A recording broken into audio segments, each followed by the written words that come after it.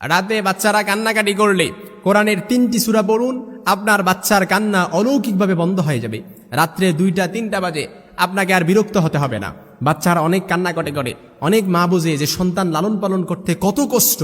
এজন্য যখনই বাচ্চা কান্নাকাটি করবে এই 3টি সূরা আমরা সকলেই পারি, কোরআনের সর্বশেষ 3টি সূরা, এই 3টি সূরা আউযু বিল্লাহ এবং বিসমিল্লাহ সহ আপনি যদি যখনই আপনার বাচ্চা কান্নাকাটি করবে এই সূরাটি পড়ায় আপনারা যদি তারপর 2 হাতের তালু একসাথে করে আপনারা আপনার বাচ্চার কান্নাকাটি যখন করবে তাদেরকে ফু দিতে পারেন, আপনার বাচ্চার কান্না অলৌকিকভাবে বন্ধ হয়ে যাবে।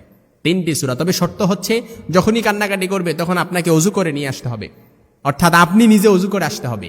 আপনি যখন ওযু করে আসবেন, ওযু করে এসে আপনি আউযু বিল্লাহ এবং বিসমিল্লাহ সহ কুল হুয়াল্লাহু আহাদ আল্লাহুস সামাদ লাম ইয়ালিদ ওয়া লাম ইউলাদ ওয়া লাম ইয়াকুল লাহু কুফুয়ান আহাদ এটা পরে ফু দিবেন। তারপর আবার আউযু বিল্লাহ বিসমিল্লাহ সহ আবার আপনি পড়বেন কুল আউযু বিরাব্বিল ফালাক মিন শাররি মা খালাক ওয়া মিন শাররি গাসিকিন ইযা ওয়াকাব ওয়া মিন শাররিন নাফাসাতি ফিল উকাদ ওয়া মিন শাররি হাসিদিন ইযা হাসাদ। তারপর আপনি হাতের তালুতে 2 হাতের তালু একসাথে করে ফু দিয়ে আপনার বাচ্চার পুরো শরীরটা মাসে করে দিবেন।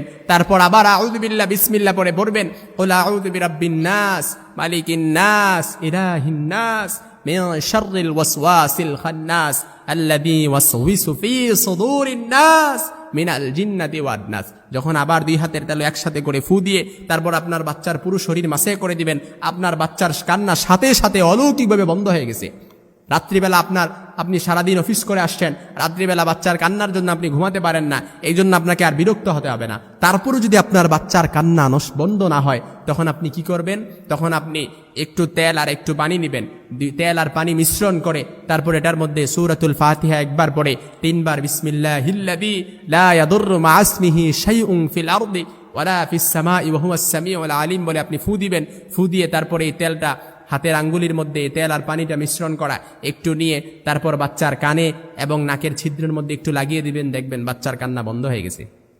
তারপরও যদি বন্ধ না হয় তারপর আপনি সূরাতুল ফাতিহা পড়ে ফু দিয়ে একটু লবণ মিশ্রিত পানি একটু নেবেন, হালকা পানি নিয়ে সূরাতুল ফাতিহা পরে ফু দিয়ে তারপর আপনি 3 বার বিসমিল্লাহিল্লাযী লা ইয়াদুররু মা ইসমিহি শাইউন ফিল আরদি ওয়ালা ফিস সামাই ওয়া হুয়াস সামিউল আলিম এটা 3 বার পরে ফু দিয়ে তারপরে লবণাক্তটা পানিটা হালকা করে আপনি গড়টা একটু মুছে দিবেন, দেখবেন আপনার বাচ্চার কান্না অলৌকিকভাবে বন্ধ হয়ে গেছে। কারণ বাচ্চারা কান্নাকাটি করে শয়তানের কুদৃষ্টি আসলে, যখন শয়তানের কুনজর আপনার বাচ্চার ওপর পড়বে, প্রভাব পড়বে, তখনই ওই বাচ্চা কান্নাকাটি করবে।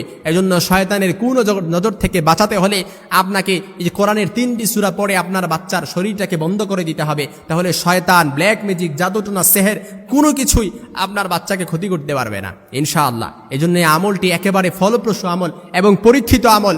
আপনার বাচ্চার কান্না যখনই করবে তখনই আমলগুলো করবেন, সাথে সাথে অলৌকিকভাবে আপনার বাচ্চার কান্না বন্ধ হয়ে গেছে ইনশাআল্লাহ।